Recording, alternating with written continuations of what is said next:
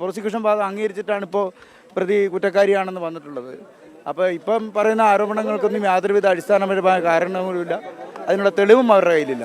സാഹചര്യ തെളിവുകൾ മാത്രമാണെന്നല്ലോ ഇപ്പോഴും സാഹചര്യ തെളിവുകളുമുണ്ട്, ശാസ്ത്രീയമായ തെളിവുകളുണ്ട്. അത് ഓരോ എവിഡൻസും 175ഓളം സാക്ഷികളെയും വിസ്തരിച്ചിട്ടാണ് കൊടുത്തത്. അതെ, ആ ഡിജിറ്റൽ തെളിവുകളെല്ലാം തന്നെ FSL പരിശോധനയ്ക്ക് ശേഷം സർട്ടിഫിക്കറ്റോടുകൂടി ഹാജരാക്കിയതാണ്.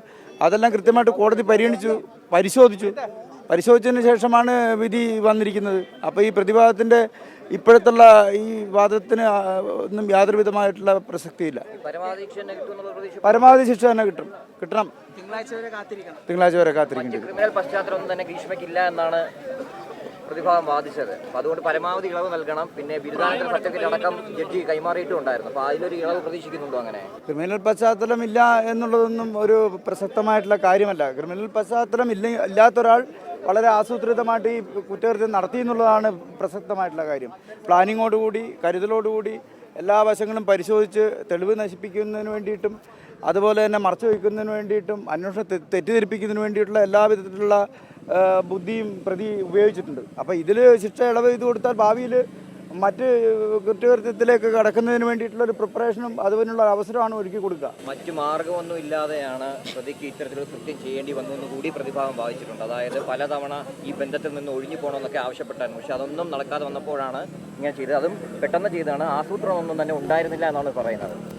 ആസൂത്രണത്തിൻ്റെ എല്ലാ നാൾ വഴികളിലുള്ള തെളിവുകളും പ്രോസിക്യൂഷൻ ഹാജരാക്കിയതാണ്. പെട്ടെന്നുള്ള ഒരു പ്രകോപനവും ഉണ്ടായിട്ടില്ല. അതുമാത്രമല്ല, ഇതിനു വേണ്ടിയിട്ടുള്ള പ്രിപ്പറേഷൻ നടത്തിയതിൻ്റെ എല്ലാ രേഖകളും പ്രോസിക്യൂഷൻ കോടതിയിൽ ഹാജരാക്കിയിട്ടുണ്ട്. ഇത് ആദ്യത്തെ അറ്റംപ്റ്റ് അല്ല, അതിനു മുമ്പ് നടത്തിയിട്ടുണ്ട്. അതുകൂടാണ്ട് ഒഴിഞ്ഞു പോകാൻ വേണ്ടിയിട്ട് ആരോടെങ്കിലും സംസാരിച്ചായിട്ട് യാതൊരുവിധ തെളിവുമില്ല. ഷാരോണിൻ്റെ കുടുംബമായിട്ടോ അവരുടെ ബന്ധുക്കളായിട്ടോ അല്ലെങ്കിൽ ഈ പ്രതിയുടെ കുടുംബത്തിലെ അംഗങ്ങളാരുമായിട്ടോ സാമൂഹ്യ പ്രവർത്തകരുമായിട്ടോ ഒന്നും തന്നെ. അതെ, അത് നമ്മൾ ഇവർ പറയുന്നതിനോടൊപ്പം തന്നെ പ്രതിഭാഗത്തെ ചോദ്യം ചെയ്യുന്നതിനോടൊപ്പം തന്നെ സമാന്തരമായിട്ടുള്ള മറ്റ് സ്ഥലങ്ങളിലുള്ള തെളിവുകൾ നമ്മൾ ക്രോഡീകരിച്ചുകൊണ്ടേയിരുന്നു. അപ്പോൾ ഇവർ പറയുന്ന ഓരോ വാക്കുകൾക്കും അത് ശരിയാണോ എന്നൊരു ടീം അന്വേഷിച്ച് വെരിഫൈ ചെയ്തിരുന്നു. ശരിയാണോ, ഇവർ പറയുന്ന സ്റ്റേറ്റ്മെൻറ്റ് കറക്റ്റാണോ, ഇവർ അങ്ങനെ ചെയ്തിരുന്നോ, ആ പറഞ്ഞ ആളെ അന്നേരം തന്നെ വേറെ സ്ഥലങ്ങളിൽ ഇരുത്തി തന്നെ ചോദ്യം ചെയ്തിരുന്നു.